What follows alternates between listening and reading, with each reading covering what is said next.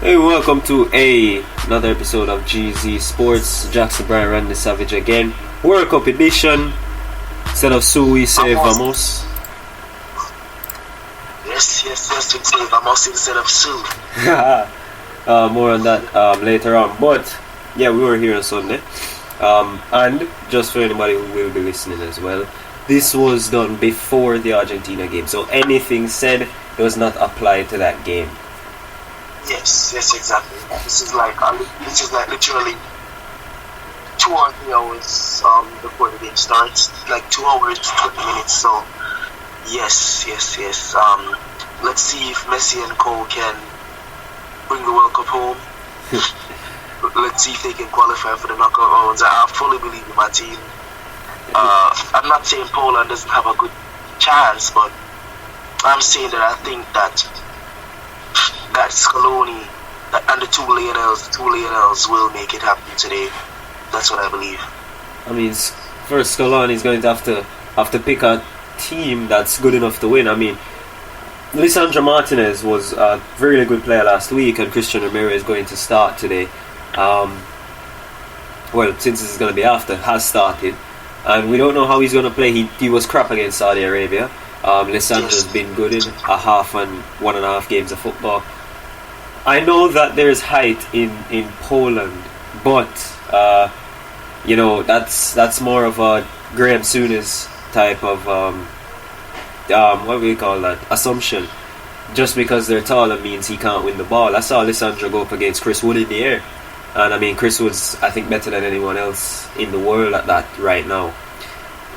Is it a good idea, seeing as you're an Argentine anyway, is it a good idea to be dropping Lisandro Martinez for such a big game? Honestly, I don't really agree with Scaloni on that one, to drop Lisandro Martinez.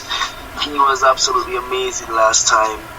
I know Messi got on a goal and an assist, and Di Maria linked up the play well along with DePaul, but he wasn't the man of the match for me, Lisandro Martinez. Just his positioning, just the way he won the ball back, the intensity in defense, and the accuracy in passing. And he didn't let height. He hasn't let height influence him at all. As it relates to Scaloni, I can kind of understand why he wouldn't play him. Right, you want a taller centre back to go up against literally a front line where the shortest player in the front line is about 6'3", 6'2", right? About that, right? Yeah, I think Lewandowski's about 6'2". Exactly. And coupled with the fact that there are literally no short Polish players, not one. Right? In every single position you go, you're clocking heights at least 5'11", 6 foot. And height is going to be a major issue if they're going over the top every single ball, like we've seen them do against Saudi Arabia when they won 2-0. They abuse the flanks, they cross the ball in over the top, and I think that's the same tactics that they're going to be using here. So I understand why he would drop Lisandro Martinez, but I believe that all going well, second half he should replace it. I mean, I completely agree, and as a Brazilian, I should not really be caring, because I would want to see you guys. I mean, if you finish second, you guys will be playing France, so you have to win the game, win the game to win the group. Finish first. Who are we playing again? You're playing Poland. No. I mean, if we go through and finish first on top of our group. If you top the group, you're playing either Tunisia, Australia, or Denmark. Whoever comes second. Yeah, okay. Denmark for the win then. We're playing Denmark. Well, that's game's 0-0 so far. France is also 0-0 with Tunisia. But there's a much change, France 11. I mean, even Camavinga is playing at left back. That's how changed it is. I'm not really watching that match at the moment because I was preparing for this. I was also doing some stuff prior, so I chose not to watch that match. The only match I want to see today is Argentina's match. But Camavinga is starting at left back. Yep. Well, what is Deschamps doing? Does he think he's Pep? I don't know if he has any more left or right backs anyway. He's playing 3 centre backs, but Desassi is playing at right back instead of Mukiel. That's just Alright, Desassi can play right back. We've seen him do it in the past in LIGA. I believe he played right back when he was playing against Paris Saint-Germain, and he did really well with shutting down the right field players. I believe Sarabi was on the right at that time, coupled with Hakimi, and he did well in stunning those attacks. So he is good on the right. Yeah, me. Well, let's see. France are already through. Let's see who will they finish top or will they finish second. Speaking of top or second, group. Oh, I don't even remember what letter it is, but the one with Spain and Germany. Japan losing to Costa Rica. Costa Rica have only had one shot on target in the entire tournament, and that one shot has given them 3 points. I watched the Spain-Germany game, and the lack of a number 9 really hurt Spain. I mean, Fulkrug absolutely got Unai Simon to worship him after that goal. We saw him fall to his knees. Hands up. Hands up. Well, that group is really, really tricky because every team has to win. Any team that wins has gone through. It's as simple as that. It is literally as simple as that. Any team that wins goes through. I believe that in the case of Costa Rica, though, they have to secure the win. Yeah, they have to win every single one. Spain is the only one that can facilitate a draw and still proceed to the knockout, I believe. Yeah, if they draw, Costa Rica win. The Spain-Germany game, easily one of the games of the tournament, in my opinion. The attacking football was priceless. It was an end-to-end type of game. No one side really dominating and controlling play. Yes, Spain did that for the first half, but after a bit, Germany put their big boy shoes on and came back out on the pitch. And Hansi Flick's men defended really well. They got a goal ruled out for offside, which it was a correct decision. And then Musiala, he did play well, but he should have taken his chances. If he had taken his chances, it would have been a much, much more open group than it is now. Yeah.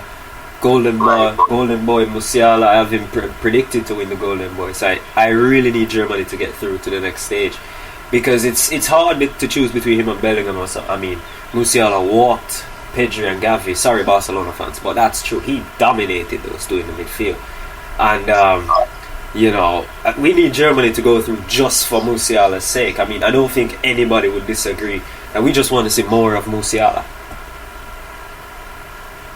Honestly, I just want to see the youngsters thrive in this group. The best youngster so far this tournament, I don't know if it counts, but Phil Foden, he's been absolutely electric so far in all frontal manner. He's been just amazing all round, just a brilliant youngster. Like, he has the mentality and the knowledge and not even the experience, but and the knowledge of an experienced winger. And you just have to look at him in awe at his age. Phil Foden, he does sound like an old person, but don't get me wrong, he is a very, very young guy. Yeah, Philip Saint Ashley or Wilfling Foden. I don't know if that's his middle name. Exactly. You get me, and I fully believe that he so far has been the most impressive youngster at this World Cup, in my opinion. Yeah, but for Golden Ball rules, you have to be 19 or younger to win. So I think Foden's too old for that. 19 or younger, Cristiano Ronaldo. Oh wow! Easily. Age is just a number for that guy. He's even been playing longer than 19 years, so that doesn't count anyway. Exactly, it counts. And trust me, it counts.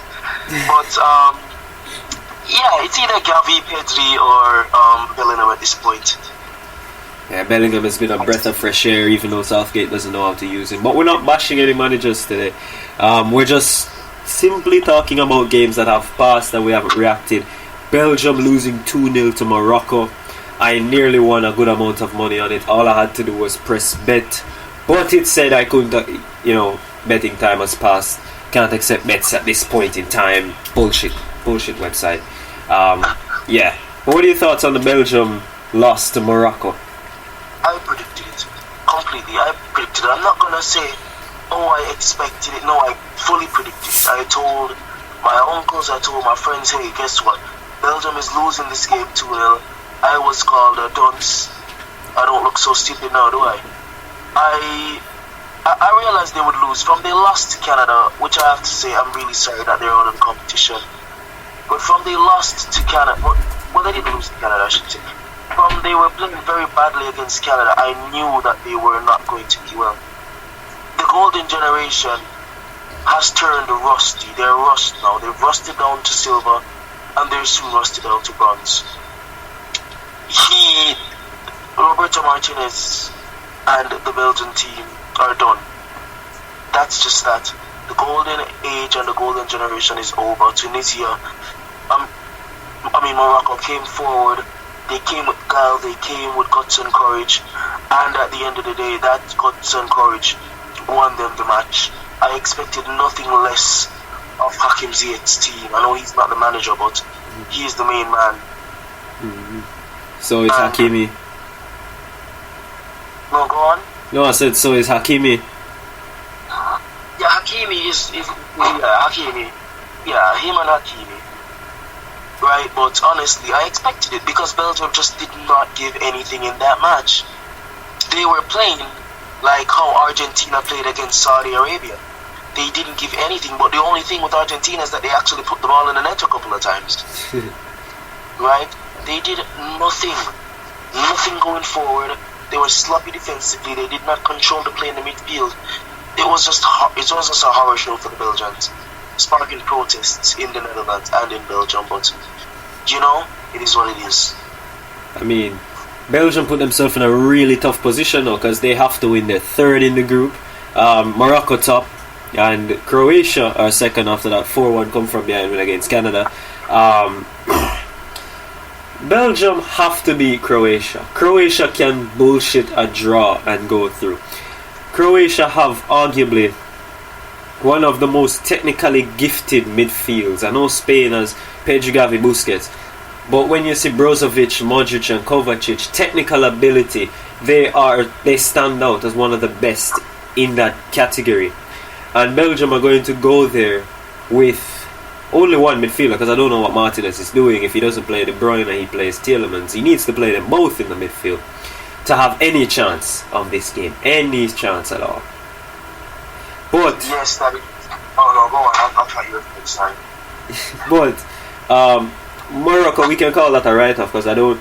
Maybe Canada can spring a surprise on the end, and then Belgium beat Croatia and Morocco are out. Anyway, does Belgium?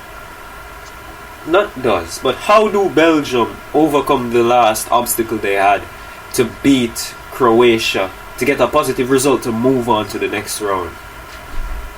Alright, the only way Roberto Martinez may win this match is to come flying in. They are too laid back.